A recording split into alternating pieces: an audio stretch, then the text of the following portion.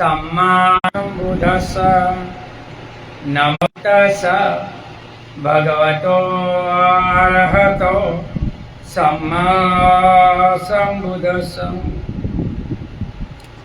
नमो तस्स भगवतो अरहतो सम्मा सम्बुद्धस्स बुद्धं शरणं गच्छामि धम्मं शरणं गच्छामि संघं शरणं गच्छामि द्वितीयंपि बुद्धं शरणं गच्छामि द्वितीयंपि धम्मं शरणं गच्छामि द्वितीयंपि संघं शरणं गच्छामि तृतीयंपि बुद्धं शरणं गच्छामि तृतीयंपि धम्मं शरणं गच्छामि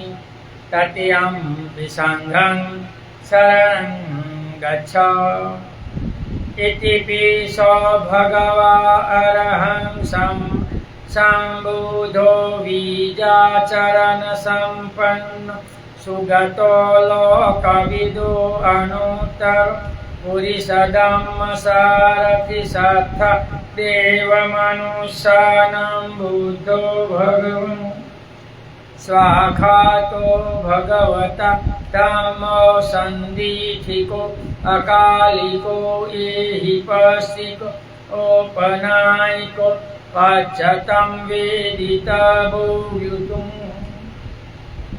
सुपटिपन्नो भगवतो सावकसंगो हुजुपटिपन्नो भगवतो सावकसंगो सामिति पटिपन्नो भगवतो सावकसंगो यदिदं चत्तारि पुरुषयुगानि अष्टपुरुषपूगल एष भगवतो सावकसंगो आहुणेयो पाहुणेयो दक्षिणीयो अंजलिकरणीयो अनुत्तरं उय्यं खेतं लोकसाति साधु साधु साधु। वर्षावास में अमर बोध गया गुजरात से भिक्षु पथिक तत्पद गाथा गाकर आपको समझाने का प्रयत्न कर रहे हैं।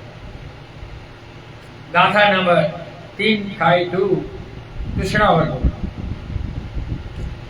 विततणो अनादानो निरुतिपद को विदो अखंरानं सनिपातं चैया कुबा परानिचं सवे अंतिसारीषु महापयाति उचन्ति विततणो अनादानो निरुक्ति पद को विदो अक्षरानं सनिपातं जया पुराणिति च सवे अंतिसारीषु महापयाति उचन्ति। इस गाथा में भगवान कहते हैं जो तृष्णा रहित है, जो परिग्रहित रहित है, जो निरुक्त प्रीति संपदा, अर्थ संपदा, प्रति संपदा, धर्म संपदा और प्रतिभाग संपदा का जानकार है और जो अक्षरों को पहनने और पीछे रखना जानता है, वही अंतिम शरीर वाला महाप्रज्ञ निर्वाणगामी व्यक्ति। ऐसा भगवान इस गाथा में कहते हैं। शरीर या भव सांसारिक धर्मों के प्रति जिनकी आसक्ति या अभिनिवेश भाव नष्ट हो चुका हो, तृष्णा रहित हो गया हो, उनका पुनः जन्म नहीं होता। देखो, जो निर्वाणगामी होता है इनका दूसरा जन्म नहीं होता। इसलिए भगवान को जब बुद्ध पूर्णिमा के रात ज्ञान मिला तो उदान बोलते थे कि अनेक जाति संसारा संधा विषवनी विषम गहकारं भविष्यतो दुखा जाति पुनम पुनः गहकारं दिठो जी पुनगेन काहसी संबाते फासुका भगा गहकोटं विसंखतं विसंखारं चित्तं ताणा खम जाग। ये जन्म मन रूपी जो चक्र है, आज इनको मैंने जान लिया है और मैं आज इससे विमुक्त हूं। क्योंकि जिस प्रकार धान का उपादान कारण धान होता है, उसी प्रकार संसार में जन्म होने का उपादान तृष्णा ही होती है। देखो, ये जन्म मरण का चक्र काम तृष्णा, भव तृष्णा और विभव तृष्णा के कारण चलता है। जो इनसे मुक्त होता है वो जन्म मरण से मुक्त होता है। तृष्णा के द्वारा ही व्यक्ति मृत्यु को प्राप्त करते समय अन्य योनि में संधि को प्राप्त करता है। भगवान कहते हैं, एक मिनट तक ये काया छोड़ी तो एक मिनट तक चित्त रुकता नहीं। आधे मिनट में कहीं भी इनकी गति इतनी है कि पूछो मत, मापी नहीं जा सकता। कहीं भी जन्म धारण कर लेता, प्रतिसिद्धि कर लेता। तृष्णा के नष्ट हो जाने पर जरा मरण की श्रृंखला समाप्त हो जाती है। उनके बाद वह कर्म और क्लेश व संसार में जन्म नहीं लेता। देखो, जिनको तृष्णा नाश होती है, इनका कर्म नाश होता है और कर्म नाश से जन्म मरण का चक्र भगवान कहते हैं वो मुक्त हो जाता है। जिसने 4% ज्ञान को प्राप्त कर लिया हो तथा पात्रों के सामर्थ्य एवं अभिप्राय के अनुसार उपदेशों का नेतृत्व करना जानता हो, वह अलग है, महाप्रज्ञ है। वह संसार में अपना अंतिम शरीर लिए होता है, अतः वह पुनः तृष्णावश अन्य जन्म को प्राप्त नहीं करता और जन्म मरण से मुक्त होता है। और इनकी जो तृष्णा है वो तार उसके कटी हुई होती, वो दोबारा जन्म नहीं लेता और वही जन्म में वो जन्म मरण से मुक्त होता है। ऐसा भगवान ने इस गाथा में कहा है। यहाँ ये गाथा खत्म हुई। आगे दूसरी गाथा, गाथा नंबर 353। सबाभिभू सबविदुहमस्मि सर्वेषु धम्मेषु अनुपलितो सब सहोदर खये विमुक्तो संयम अभियाय कमुदीसे। सबाभिभू सबविदुस्मि सबेषु धम्मेषु अनुपलितो सब योजन खाए विमुक्तो संयम अभियाय कमुदीसे। तो भगवान इस गाथा में कहते हैं, मैंने राग आदि सभी क्लेशों को परास्त कर लिया है। मैं सर्वज्ञ हूँ, मैं सभी संसारिक धर्मों से अलिप्त हूँ, अभी आवरण से मुक्त हूँ। मैंने तृष्णा का क्षय कर लिया है, स्वयं मैंने ज्ञान प्राप्त कर लिया है। मैं किसे अपना गुरु बताऊं? ये कौन बोलते हैं? भगवान बोलते हैं। क्यों बोलते हैं? भगवान ने बुद्धत्व प्राप्ति के बाद किसे अपने ज्ञान को बांटूं, जो उसे उदार और गंभीर परम पद को प्राप्त करने वाला ज्ञान रूपी अमृत को मैंने पाया है। इस लोक में सुनने की क्षमता किसमें है? ज्यादातर इंसान सुनते नहीं, अपनी बोल बोल करते हैं। पहले दूसरों को सुनना चाहिए और इसके बाद सलाह देनी चाहिए, लेकिन मुफ्त में सलाह देने वाले सबसे ज्यादा लोग इस जगत में हैं।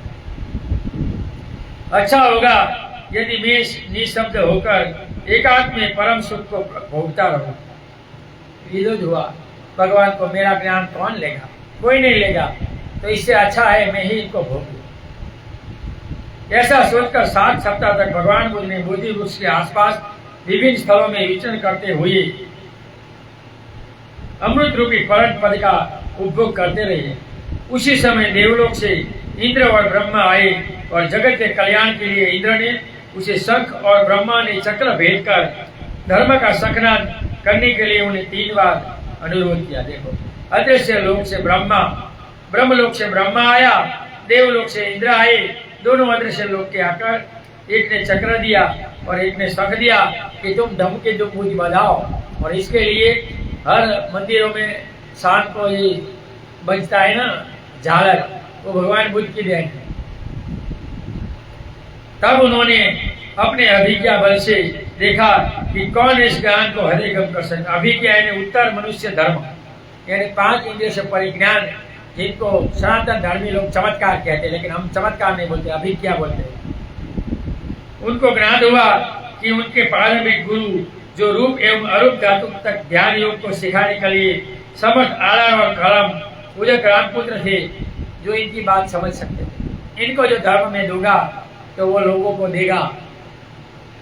वे कुछ सप्ताह पहले मर चुके थे, अन्यथा वह इस लोकोत्तर ध्यान को समझ सकते थे। उनके बाद उतना अपने सहयोगी की तरफ ध्यान गया। वो 6 वर्ष तक उड़ोविला नदी के किनारे जब भगवान ने कठोर तपस्या की थी, उस समय वे लोग भी तथागत भगवान की कठोर तपस्या के प्रसन्न होकर उनके इर्द गिर्द रहते हुए ध्यान लगाते थे और इनको मददरूप होते थे। जो 5 तपस्वी थे, उनको चाहा कि हम भगवान के शिष्य बन जाए, ये अच्छी तपस्या कर रहा है, लेकिन भगवान को तपस्या से कुछ नहीं मिला। तब भगवान ने तपस्या छोड़ दी। वे लोग 6 वर्ष की कठोर तपस्या के बाद तथागत ने सुजाता द्वारा भेंट की गई खीर के सेवन कर बोधगया में प्रस्थान करते देख उन्हें छोड़कर सारनाथ की ओर चल दिए। उन्हें बुद्ध ने अभिज्ञा से देखा जो उनके उपदेश के पात्र हो सकते थे। सुजाता ने जब खीर आई तब इनमें चैन आया। 5 सपने दिखे इस रात, तो इनको पता चला कि मुझे संबोधि प्राप्त हो। और जो सुजाता की खीर से शरीर में ऊर्जा आई, कठिन तपस्या, तो पता चला कि भूख से भोजन नहीं होता। गुजराती में कहते हैं भूखे भजन खाए नहीं। तब से भगवान ने ये सब छोड़ दिया। कहा जाता है कि भद्रकल्प में 1000 बुध आएंगे, जिसमें साक्य मुनि बुध चौथे बुध है। 3 बुध हो चुके हैं। इनके बाद मैत्रेय बुध और क्रमशः 996 बुध और आएंगे। वे सभी सारनाथ वाराणसी में ही अपना धर्मचक्र परिवर्तन करेंगे। जिस प्रकार बुध गया भूत भविष्य और वर्तमान सभी बुधों की ज्ञान प्राप्ति का स्थान है, उसी प्रकार सारनाथ प्रथम धर्मचक्र का स्थल है के रूप में नियत है। यही कारण है कि पंचवर्गीय भिक्षुओं ने भी इस ओर प्रस्थान किया, क्योंकि इस घटना को पूर्ण होना था। पंचवर्गीय भिक्षुओं के संबंध में कहा जाता है कि तथागत भगवान बुद्ध जब बुद्धत्व की प्राप्ति के पूर्व संवाद मार्ग के पुण्यों का संचय कर रहे थे, उन्होंने एक बार नेपाल राजा की 3 संतानों में सबसे छोटे पुत्र के रूप में जन्म लिया था। एक बात की बात है कि जब राजा रानी पुत्र सहित वन में भ्रमण करने के लिए निकले थे, तब भोजन के पश्चात तीनों लड़के खेलते खेलते काफी दूर जंगल में निकल गए। वहां उन्होंने एक शेरनी को देखा जो 5 बच्चों को जन्म देकर भोजन के बिना मरणासन थी। जब उन 3 लड़कों ने उन्हें देखा, सबसे छोटे लड़के को उस पर अत्यंत दया आई और अपने बड़े भाई से पूछा कि इनकी रक्षा कैसे हो सकती है। भाई ने कहा उसे गर्म खून चाहिए, उसी से यह जीवित हो सकती है। इस पर छोटे लड़के को काफी दुख हुआ। गर्म खून तो किसी को मारने से उपलब्ध हो सकता है, अन्यथा संभव नहीं है। उसने सोचा कि क्यों न मैं उनके शरीर को इसे दे दूं। यह सोचकर अपने भाई के साथ कुछ दूर तक जाकर वापस लौटा। फिर कुछ बहाना कर उन दोनों भाइयों को आगे चलने के लिए कहा और वह वापस आकर सिंह के सामने लेट गया। यद्यपि शेरनी कई दिनों से भूखी थी, लेकिन शरीर की दुर्बलता के कारण वह उसे नहीं खा सकी। तब सामने से तेज घास को लेकर उसने अपनी जांघ की ओर चीर दिया और खून निकालने लगा। इस तरह उसे शेरनी से खून पीकर उसने अपने को जिलाया। जब शेरनी खून पी रही थी, भगवान ने यह प्रार्थना की, इस शरीर के दान से भविष्य में जब मैं बुद्ध बनूं तो ये 5 शेरनी के बच्चे मेरे प्रथम शिष्य के रूप में आए तथा शेरनी मेरी माता के रूप में जन्म ले। वही हुआ। उनकी प्रार्थना के अनुसार शेरनी ने महामाया के रूप में जन्म लिया और शेरनी के 5 बच्चों ने पंचवर्गीय भिक्षुओं के रूप में जन्म लिया और बुद्ध ने प्रथम शिष्य बने। ऐसा भगवान ने जातक में आता है। जातक 5 जिलों में उपलब्ध है, जिनका पाली के हिंदी से अनुवाद विश्वानंद कोषालय ने किया है। जब भगवान उन पंचवर्गीय भिक्षुओं को उपदेश देने के लिए वाराणसी की ओर पधार रहे थे, मार्ग में उन्हें उपक नाम का एक आजीवक मिला। वह तथागत को देखकर आकर्षित हुआ और उसने पूछा, आउष, तुम्हारी इंद्रिया शांत है, परिशुद्ध है, विमल लग रही है, तुम किसके शिष्य हो? और तुम्हारा शास्त्रा, तुम्हारा धर्म क्या है, शास्त्रा कौन है, इस पर भगवान बुद्ध ने ये गाथा को कहा था। उपक के सामने जो गाथा कही थी, इनका वर्णन अभी हमने किया, लेकिन उपक होगा ऐसा बोलकर चला गया, क्योंकि वो नग्न सन्यासी जैन धर्म का था, इनको ये ज्ञान पहले नहीं पड़ा। उसी प्रकार भगवान बुद्ध ने अन्यत्र भी अपने धर्म को स्पष्ट करते हुए कहा है कि मैंने सभी राग आदि क्लेशों को नाश किया। मैं सर्वज्ञ हूँ, मैं जानता हूँ कि किन कारणों से हमें दुख मिलता है, कैसे दुख को त्याग कर निर्वाण को प्राप्त किया जा सकता है, इसे मैं सम्यक रूप से जानता हूँ। मैंने इस अमृत पद को पाया है। मैं सांसारिक धर्मों से अलिप्त हूँ। मैंने तृष्णा का समूल नाश किया है। जन्म जन्मांतरों में दान, शील, शांति, वीर्य, समाधि और प्रज्ञा पारमिता का अनुसरण किया है। सभी वस्तुओं के स्वरूप का परीक्षण किया है। यह कैसे उत्पन्न होती है, कैसे नष्ट होती है, क्या उनमें कोई स्थायित्व भी है या नहीं है, क्या कोई किसी दूसरे का राग द्वेष को नाश कर सकता है, किसी के प्रार्थना करने या किसी प्रकार के जप से तृष्णा, राग, द्वेष आदि को नष्ट किया जा सकता है। मैंने इनका सूक्ष्म रूप से चिंतन मनन किया है। मैंने यह जान लिया है कि कोई किसी के दोष को नष्ट नहीं कर सकता। व्यक्ति को स्वयं अपने परिश्रम से क्लेशों के दोषों को जानकर उनका परित्याग करना चाहिए। दूसरा इनका क्लेश नहीं तोड़ सकता। मैंने भी स्वयं अपने प्रयास से इन्हें नष्ट किया है। अब मैं निर्मल हुआ हूँ, परिशुद्ध हुआ हूँ, इसलिए मेरा गुरु कौन होगा? किसको मैं अपना गुरु कहूँ? मैं सम्यक सबूत हूँ, ऐसा बुद्ध ने उपक के सामने कहा। तो उपक को लगा होगा और उपक चला गया। यह कोरी भ्रांति है कि किसी की आराधना से, किसी के नाम के मंत्र से, जब से मुक्ति मिलेगी। मुक्ति मिलेगी तो क्लेशों के क्षीण होने से, विपश्यना प्रज्ञा के द्वारा अपने स्वरूप को जानने से। हाँ, सांसारिक निरोगिता, देव आसुरों के विघ्न के छुटकारा, नाम, यश, धन, वैभव आदि की प्राप्ति आराधना या जप तब से हो सकती है, क्योंकि जहाँ असुर है वहाँ देवता भी अवश्य होंगे। जहाँ विघ्न एवं उपद्रव करने वाला है तो उसे रक्षा करने वाला भी होगी। लेकिन संसार से विमुक्ति का मार्ग मात्र तार आर्य सत्य को समझकर अष्टांगिक मार्ग का सेवन कर समझ और विपश्यना की सहायता से ही संभव हो सकता है, अन्यथा नहीं। यही सनातन धर्म है। देखो भगवान क्या कहते हैं कि सांसारिक निरोगिता, देव और असुरों के छुटकारा, नाम, यश, वैभव के प्रति आराधना जब तब से हो सकती है। कुछ देवता लोग, असुर लोग तुम्हें मदद हो सकते हैं, लेकिन वो तुम्हें जन्म मरण से कोई मुक्त नहीं कर सकते।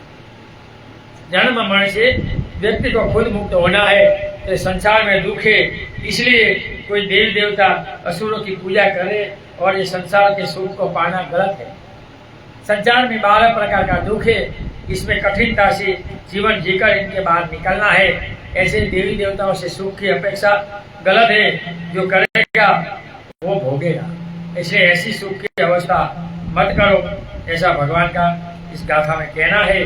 और यहाँ ये गाथा खत्म होती है। आगे दूसरी गाथा तनावर्गो 3, 5, 4 में गाकर आपको समझाने का प्रयत्न कर रहा हूँ।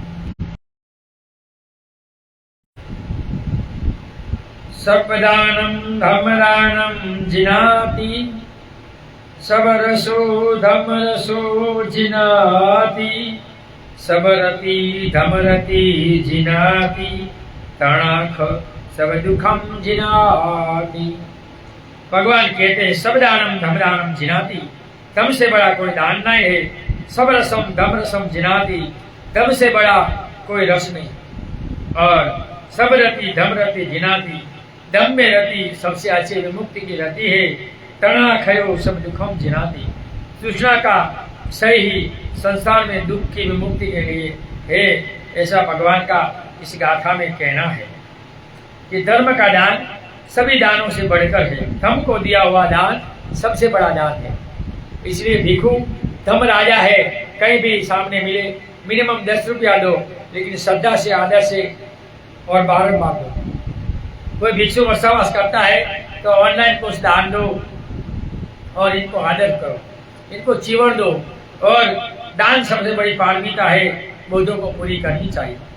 धर्म रस सारे रसों से प्रबल है, इसलिए कहीं भी धर्म का प्रवचन है तो वहां जाओ, शिविर है तो वहां जाओ, लेकिन मूल त्रिपिटक के अनुसार धर्म होना चाहिए। मिक्सिंग नहीं, ज्यादातर लोग धर्म प्रवचन बोलते हैं और बाबा साहब का और अपने को जो आता है अधर्म को धर्म बोलकर बोलने लगते हैं, ये सब गलत है।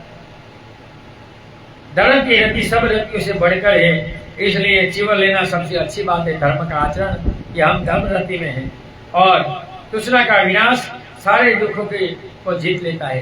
काम तृष्णा, भव तृष्णा, विभोग तृष्णा अगर तुम जीत लोगे तो तुम भविष्य में निर्वाण प्राप्त करोगे और तुम कभी दुखी नहीं होगे, ऐसा भगवान का इस गाथा में कहना है। एक बार सारे देवताओं में यह प्रश्न उठा कि दानों में कौन सा दान श्रेष्ठ है, रसों में कौन सा रस श्रेष्ठ है, रतियों में कौन सी रति श्रेष्ठ है और तृष्णा के सही को क्यों श्रेष्ठ कहा जाता है। कोई भी इन प्रश्नों का उत्तर नहीं दे सका। तब देवताओं को राजा इंद्र यानी शक जेतवन में जहाँ भगवान विहार कर रहे थे वहां अपना रूप बनाकर आया और रात को देवलोक प्रकाश कर भगवान को प्रणाम कर प्रश्न पूछा। तभी भगवान ने ये गाथा गाकर इनको समझा। लेकिन अपने को बहुत कहने वाले कभी धम को दान ही नहीं करते, यहाँ तो लोग ही है। धम रस श्रेष्ठ है, धम सुनने नहीं जाते, रेलियां काटते। धम रति श्रेष्ठ है, लेकिन इसमें कौन रस लेता है।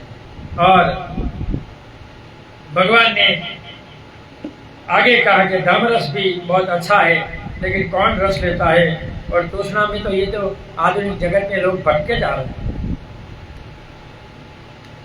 विदित है कि जातकों में इंद्र के विभिन्न रूपों में तथागत के पास आकर उन्हें नाना प्रकार के प्रश्नों को करने का जिक्र मिलता है। संयुक्त निकाय देवताओं का सारा जवाबों का वर्णन है। रात के दूसरे पहर में 1:30 बजे से बाद 4 बजे तक देवता लोग आकर भगवान को सवाल पूछते थे, तो भगवान मध्य याम में ही सोते थे और इसके बाद देवताओं को जवाब देते थे। ब्रह्मलोक से ब्रह्मा आकर खड़ा रह जाता था और देवलोक से इंद्र आकर खड़ा रहता था और दूसरे देवता या ब्रह्मा हो आकर जो जवाब देते थे इनको भगवान जवाब देते। इसलिए सत्ता देव मनुष्य, मनुष्य और देवता के लिए बुद्ध धर्म है। निसंदेह धर्म का दान सभी अन्य दानों से श्रेष्ठ है, क्योंकि धर्म के दान से व्यक्ति संसार सागर से पार हो जाता है। जन्म मरण से मुक्त होना है तो धम में आना चाहिए, इसलिए धम को दिया हुआ, धम के व्यक्ति को दिया हुआ और धम चलाने वालों को यानी कि विहार को दिया हुआ दान सबसे बड़ा दान है। 5 एंगल से विहार को दान देना चाहिए। जो दान देगा वो इसकी पारमिता पूर्ण होगी और संसार में वो विमुक्त हो सकता है, ध्यान साधना लग सकती है। तो इसलिए दान करना सीखे। जन्म जन्मों के पाप कर्म का नाश कर निर्वाण को प्राप्त करता है। इससे श्रेष्ठ दान एवं कल्याणकारक क्यों कहा जाता है। क्या धर्म के दान से ही आज तक हम तथागत बुद्ध को नहीं जानते। अब तक दुनिया में दुख रहेगा, उनका स्मरण बना रहेगा, उनके धर्म दान की गाथाओं का वर्णन होता रहेगा, लोग उसे लाभान्वित होते रहेंगे। लेकिन यहाँ तो मूर्ख लोग अपने को बुद्ध कहने वाले, जो हम दान पारमिता लिखते को ऑनलाइन करना है तो बोलते भिक्षु मांग मांग कर तेरे पास आकर कब बोला।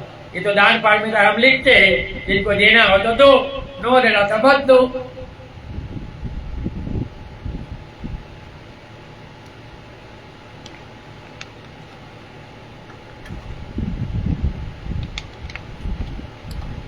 धर्म रस से बढ़कर दूसरा रस क्या होगा। जिसने धर्म के रस को एक बार चख लिया वह धर्म के बिना न रह सकेगा। अन्य सांसारिक रसों का आप जितना उपभोग करेंगे, चखेंगे, आपसे थकते जाएंगे, उगते जाएंगे, आपका छोड़ने का मन करेगा, क्योंकि सांसारिक रस वास्तविक रस नहीं है। सांसारिक रस किसी भी रस को ले ज्यादा उपभोग करने उसे उसमें निश्चलता उप पैदा होगी। धार्मिक रस में जितना गहरा गोता लगाएंगे उतना ज्यादा उनको आनंद आएगा। आनंद उनका स्वभाव है। जो तृष्णा रहित होकर जीता है वह सारे दुखों को जीत लेता है।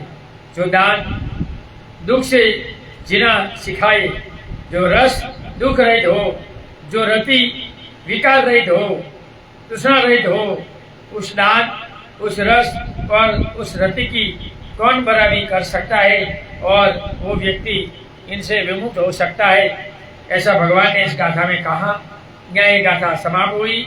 आगे दूसरी गाथा गाकर मैं आपको समझाने का प्रयत्न कर रहा हूँ। बहुत गर्मी है, पंखा पड़ रहा है, बारिश आती नहीं है और गर्मी रहती है।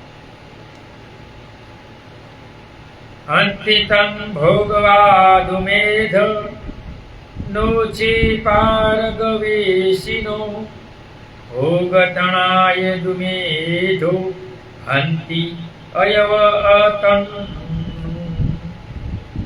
हंति भोगादुमेध नोये पारवेगिनो भोगतणादुमेघो हंति अयनतन।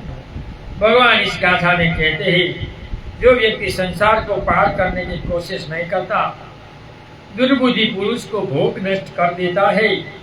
भोग की तृष्णा में पड़कर दुर्बुद्धि पराये की भांति अपने को नष्ट करता है, जैसे लोहा अपने काट से नष्ट हो जाता है। इसलिए भगवान कहते हैं कि ऐसी दुर्बुद्धि में मत पड़ो। श्रावस्ती में एक दिन पुत्र विहीन श्रेष्ठी की मृत्यु हो गई। 7 दिन तक वैशाली नरेश के लोगों ने बैलगाड़ियां पर उनके धन की ढुलाई की, तो भी धन समाप्त नहीं हुआ। एक दिन महाराज ने भोजन के उपरांत भगवान बुद्ध के पास जाकर उस अपुत्र सेठ की संपत्ति की चर्चा की और उसे द्वारा इतनी धन संपत्ति के होने पर भी रूखा सूखा खाने, फटा पुराना पहनने तथा टूटे हुए रथों पर चलने की बातें बताई। तब भगवान ने उनके कारण को बताते हुए कहा कि उसने पूर्व जन्म में तगरसिकी नामक प्रत्येक बुद्ध को दान देने से धनवान हुआ था, लेकिन दान के पश्चाताप होने से जब जन्म में खाने पीने में मन लगता था, संपत्ति विवाद के कारण अपने भतीजे को जंगल में ले जाकर मारने से पुत्र विहीन होना पड़ा। उसे इस प्रकार मरकर नरक में जाने से पूर्व जन्मों के पुण्य की संपत्ति तथा नए पुण्य का संचय न करने के आदि के इसका कारण बताते हुए उक्त गाथा को भगवान ने बताया कि तुम्हारा किया गया पुण्य तुम्हें भोगना ही पड़ता है, लेकिन जो तुम इसने खून का कर्म किया तो नरक में भी भोगना पड़ा।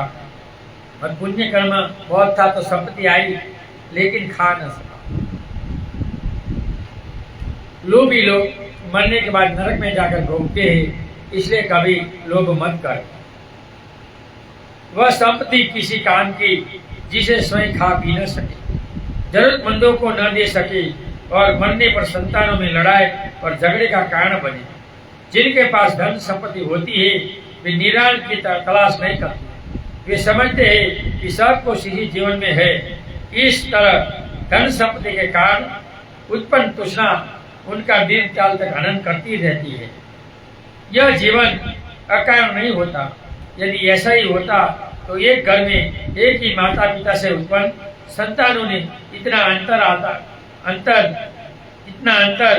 न आता। दुनिया में कोई भी वस्तु ऐसी नहीं है जिनका हेतु एवं प्रत्यय न हो। मात्र काम करने या प्रयास करने से सुख नहीं होता। काम और प्रयास को लोग गांव में देहातों में रात दिन करते हैं, लेकिन कितना सुख भोगते हैं। शिक्षित होने पर भी कितने लोगों को इन शिक्षाओं का लाभ मिलता है। इसी प्रकार प्रत्ययों के मौजूद रहने के बावजूद भी कर्म जो मूल हेतु है के कारण कार्य के अनुरूप सिद्ध नहीं होती। अतः कर्म फल का होना सिद्ध है। व्यक्ति को धन ही सब कुछ है ऐसा सोचकर चोहे की भांति बटोरते ही नहीं रहना चाहिए। धन वाले को चूहे से सरखाए। चूहा एक दिन अपने ही द्वारा इकट्ठा किए अनाज के ढेर पर मर जाता है। ऐसे पैसा इकट्ठे करने वाले मेरा मेरा कहकर मर जाता है और दूसरा ले जाता है। ज्यादा पैसा हो गया तो राजा ले जाने का डर, चोरने का भय, जलने का भय, सगा ले जाने का भय, और जिनको कर्जा है और जिनके पास नहीं है, जो खोट में है, इनको भी दुख है और पैसे वालों को दुख है। तो संसार में सब और दुख है और सबसे आसान रस धर्म रस है और धर्म ही सबसे बड़ा सुख है। इसलिए भगवान ने कहा कि धर्म रस चखो। बदबू आने पर मकान का मालिक खोजकर उन्हें फेंक देता है, वैसे स्वयं तो खाली हाथ गया ही उनके पास ही साथ परिवारजनों की कलह छोड़ गया। ऐसे ही संसार में तृष्णा युक्त लोग अकेले मरते हैं और खा नहीं सकते। जैसे ये श्रावस्ती में हुआ वैसा ही होता है। इसलिए भगवान कहते हैं कि तृष्णा मत करें, तृष्णा से बाहर निकले, काम भोग से विमुक्त हो। यहाँ एक गाथा खत्म हुई। आगे की गाथा 3, 5, 6 तृष्णा वर्ण। तीर्ण दोषानि खेतानि राग दोषा अयं पजा तस्माहित वितरागेषु दिनं होति फलम्। तीन दोषानि खेतानि राग दोषा अयं पजा तस्माहि वितरागेषु दिनं होति फलम्।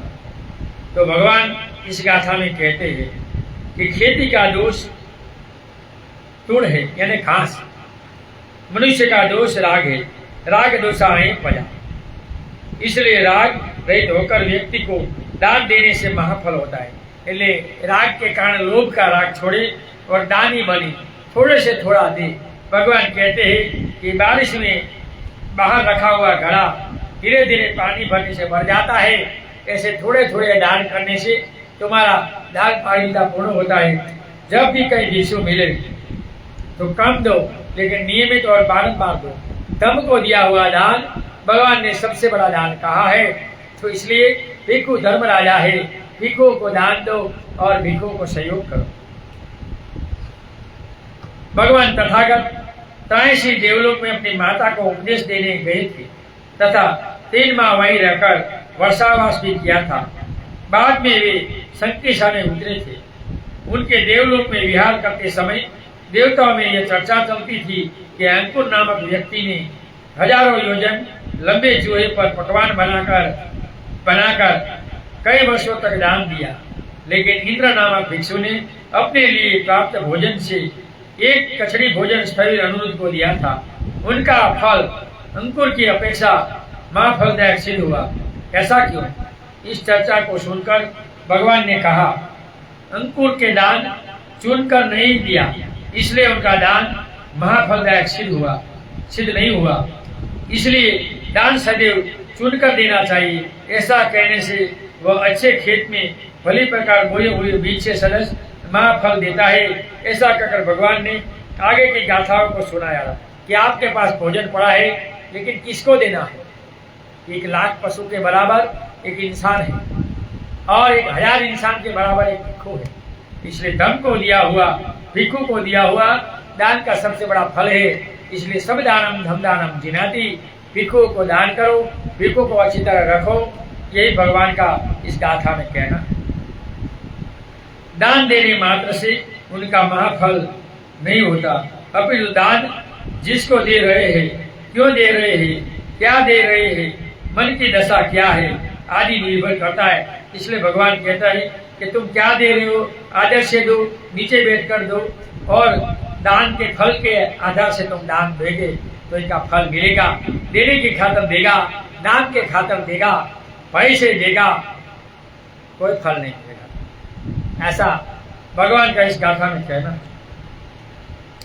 जैसे खेत का दोष तृण घास पात है, बीज स्वयं में बहुत अच्छा हो लेकिन जमीन बंजर हो, उपजाऊ न हो, उसमें घास पात ज्यादा पैदा होता हो, तो ऐसे जमीन में अच्छे बीज के बोने से भी फल अच्छा नहीं मिल सकता। उसी प्रकार दुनिया में प्राय मनुष्य रागी होते ही मनुष्य दोष राग है।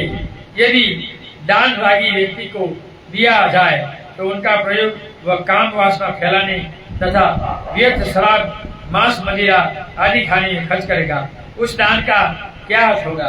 दुनिया में कितने जरूरतमंद, गरीब, रोगी, असहाय, उनको दान न देकर जिनके पास पहले से ही संपत्ति हो, उनसे दान देकर उनके जीवन को आरामप्रद बनाकर क्या करना है?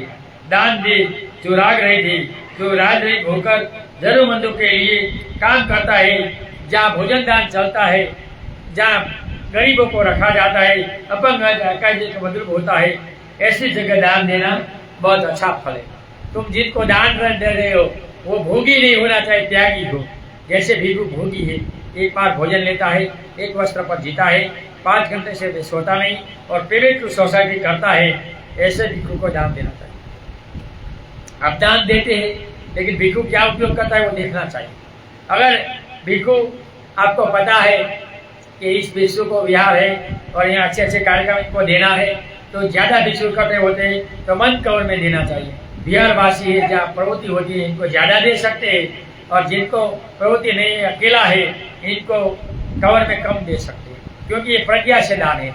जहाँ उपयोग होता है वहाँ ज्यादा दे सकता है, जहाँ उपयोग नहीं है वहाँ कम दे सकते है, और वो क्या कैसे उपयोग करता है वो भी देखना है। इसलिए दान को सुपात्र और अच्छा पात्र और महाफलदायक होकर देने से हमें इनका फल मिलता है, ऐसा भगवान का इस गाथा में कहना था। यह गाथा खत्म हुई, आगे दूसरी गाथा गाकर मैं आपको समझाने का प्रयत्न करता हूँ। गाथा नंबर 357। तीन दोषानि खेतानि दोष दोषा अयं प्रजा तस्माहि वित दोषेषु दिनं होति महफलम्। तीन दोषानि खेतानि दोष दोषायं प्रजा तृणावित दोषेषु दिन होती महाफलम। तो भगवान इस गाथा में कहते हैं, खेतों का दोष तृण है, मनुष्य का दोष द्वेष है, इसलिए देश रहित व्यक्ति को दान देने में महाफल है। देखो, जिसमें क्रोध नहीं है, जो शांत है, जो त्यागी है, जो भोगी नहीं है, जो अल्पेच्छू है, इनको दिया हुआ दान का सबसे बड़ा फल है। टका चमका देता है, पहन के खातर अच्छे कपड़े पहन के गाड़ी लेकर घूमते हैं, वहां फल कम मिलता है। त्यागी को दो, भोगी को मत दो, ऐसा भगवान को इस कहना है। खेत का दोष तूण यानी घास है। विरण तूण घास फूस है। जिस खेत में धूप अच्छी न तपती हो, पानी का अभाव हो, या फिर घास फूस झाड़ी आदि से घिरा हो, ऐसे खेत में अच्छा बीज डालने से भी अच्छा फल नहीं मिलता। उसी प्रकार मनुष्य को दोष द्वेष है। व्यक्ति पाय द्वेषयुक्त होते हैं, अतः वे अपनी धन संपत्ति को द्वेष बढ़ाने वाले कार्यों में खर्च करते हैं, क्योंकि लोगों की मांग उसी की चीजों पर रहती है। यही कारण है कि आज दुनिया में जहाँ सबसे ज्यादा खर्च हो रहा है वह अस्त्र शस्त्र के निर्माण पर है, उनकी खरीद फरोख्त पर है। उससे हमें यह पता चलता है कि हम कितने क्रूर और निर्दयी हैं। अतः दान देने व्यक्ति को नहीं देना चाहिए। जो उनका उपयोग हथियार लेने में करता हो, उसे मादक द्रव्यों के सेवन में लगाता हो, उस व्यवसाय से जुड़ा हो, उससे विस्तार के लिए काम करता हो, धन ही क्यों, यदि अपने पास संपत्ति हो, उनका निवेश करना हो, तो भी उसे ऐसी वस्तुओं का उत्पन्न करने वाली संस्थाओं में नहीं डालना चाहिए। देखो, जिस कंपनी शस्त्र बनाती है, शराब बनाती है ना, मांस बेचती है, ऐसी कंपनी का शेयर भी खरीदना कर्म का दोष है, भगवान कहते हैं। दान की तो बात दूर है, लेकिन इनको बहुत बड़ा चंदा मिला। ये राजा ने तो ऐसे चंदे इकट्ठे किए, तो इनका क्या होगा?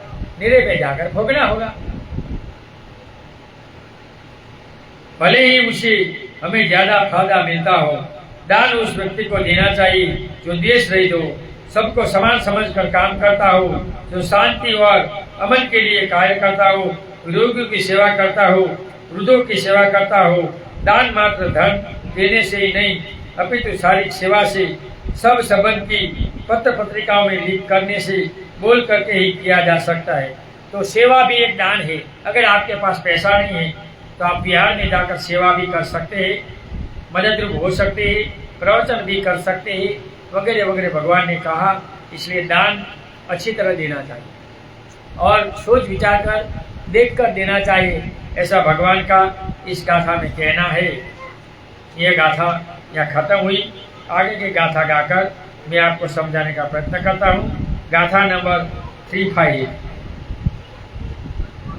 तीन दोषानि खेतानि मोह दोषा अयं प्रजा तस्माहि वित्तमोहेषु दिनं होति महफलम्। तीन दोषानि खेतानि मोह दोषानि अयं प्रजा तस्माहि वित्तमोहेषु दिनं होति महफलम्। भगवान इस गाथा में कहते हैं कि खेतों का दोष तूष्ण यानी घास है, मनुष्य का दोष मोह है। इसलिए मोह रहित व्यक्ति को दान देने से महाफल होता है।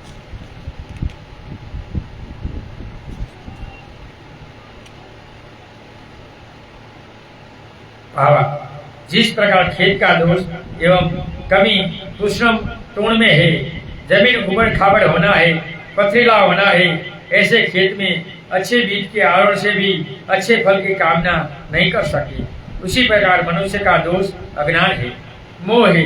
ज्यादातर लोग कुल विशेष में जन्म लेने से, धर्म विशेष में जन्म लेने से, स्थान विशेष में जन्म लेने से तथा उनके संस्कार, परंपरा, रीति रिवाज और मान्यताओं के कारण जो समाज में लोगों का हित होते देखते हुए भी जातिवाद आदि मोहवश जकड़े पड़े रहते हैं। अज्ञानवश कुरीतियों को भी आवश्यक समझ बैठ जाते हैं, उनके प्रचार प्रसार में लगे रहते हैं। ऐसे लोगों को दान देने से कुरीतियों को प्रोत्साहन मिलता है। इसलिए जाति का काम करने वाले लोगों को कभी दान नहीं देना चाहिए। लेकिन हम देखते हैं सबसे ज्यादा लोग जाति के नाम पर काम करने वाले को देते हैं। तो भगवान यहाँ बोलते हैं कि जाति के नाम पर दान देने का कोई फल नहीं। जिनके समाज में अशांति बढ़ती है, दान ऐसे प्रज्ञावान ज्ञानियों को देना चाहिए जो प्राणी मात्र के हित के लिए काम करते हो, भेदभाव को मिटाने के लिए काम करते हो और छुआछूत को न मानता हो, जात को न मानता हो, ऐसे व्यक्ति को दान देना चाहिए। लेकिन हम देखते हैं कि बाबा साहब भीमराव, डॉक्टर आम्बेडकर के नाम पर जातिवादी संगठन बन गए और लोग जातिवादी संगठन को दान देते हैं। इनका कोई फल नहीं। लेकिन धर्म को दान नहीं देता। जहाँ फल मिलता है बुद्धिज्म में वहाँ दान नहीं देते और वाम से बीएसपी और दूसरे बहुत से संगठनों को लोग दान देते हैं, लेकिन इनका कोई फल मिलने वाला नहीं है, ऐसा भगवान बुद्ध कहते हैं।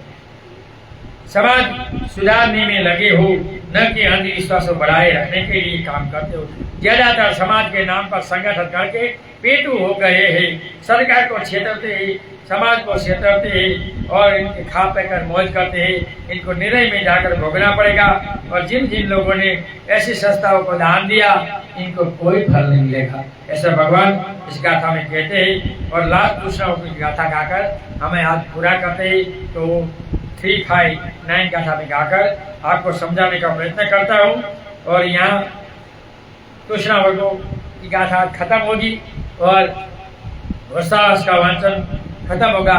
जब जब हम बाहर जाएंगे और बिहार में आएंगे तब तक पढ़कर बाकी का जो 2 भिक्षु वर्गों और नाग भिक्षु वर्गों और ब्राह्मण वर्गों जो बाकी है वो गाथा धीरे धीरे गाकर हम पूरी करेंगे। तीन दोषानि खेतानि इच्छा दोष अयं प्रजा तस्माहि वितदेषु दिनं होति महफलम्। तीन दोषानि खेतानि इच्छा दोष अयं प्रजा तस्माहि वितदेषु नित होति महाफलम्। भगवान कहते हैं खेतों का दोष तृष्णा है, मनुष्य का दोष तृष्णा है, इच्छा है। इसलिए तृष्णा रहित व्यक्ति को विधान देने से महाफल है। देखो, तृष्णा रहित, क्रोध रहित और आगे राग रहित व्यक्ति भिक्षु होना चाहिए। ऐसे भिक्षु को आप दान देंगे तो उनका महान फल मिलेगा। ऐसा भगवान का इस गाथा में कहना। खेत का दोष दूसरा खरपतवार आदि है। ऐसे खेतों में अच्छे बीज बोने से फल अच्छा नहीं मिलता, क्योंकि खेत उपयुक्त नहीं है।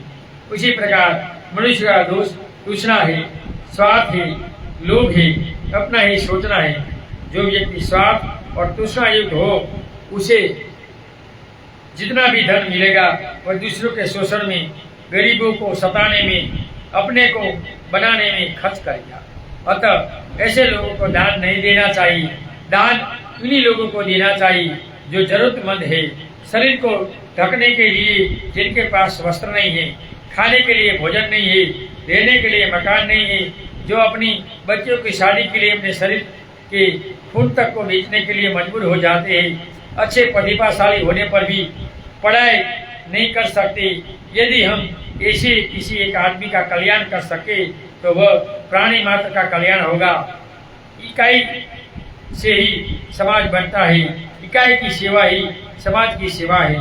प्राय यह होना चाहिए कि जिस गरीब वृद्ध महिला या पुरुष को देखे, उन्हें अपने माता पिता के रूप में देखे और गरीब असहाय बच्चों को अपने संतान के रूप में देखे। ऐसा करने के उनके सेवा एवं दान करने से, दान भाव स्वयं करने से तुम्हारा कल्याण होगा।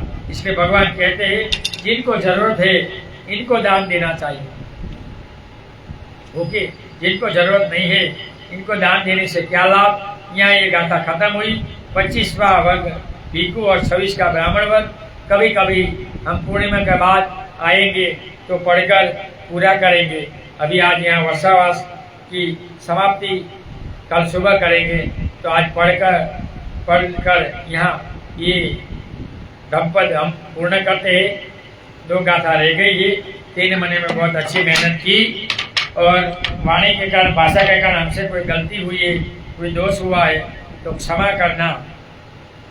ऑनलाइन सुनने वाले सभी लोगों से हम क्षमा याचना करते हैं और सुने हुए धम्म का ऑनलाइन सुने हुए सभी लोगों के लिए पुण्य अनुमोदित करते हैं कि सुनो हुए धम्म से आप सभी लोग सुखी हो, निरोगी हो, आपका कल्याण हो, आपका मंगल।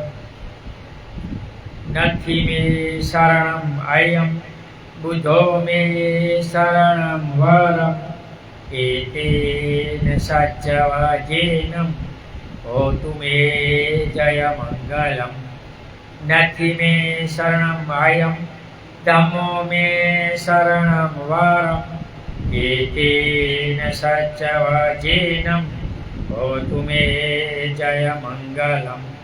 नथि मे शरणम अयम संघो मे शरणम वरम एतेन सच्चवचेनं होतु मे जय मंगलम। नमो बुधाय, नमो धम्माय, नमो संघाय। साधु साधु साधु। वर्षावास में धम्मपद ये 26 में से 24 गाथा तक गाय कर अब हम पूर्ण करते हैं। कल से पूरा हुआ। पुणे के बाद जब जब हम बिहार में आएंगे तो समय मिलता है तो पढ़कर पूरा करेंगे। जय भीम, नमो बुद्धाय।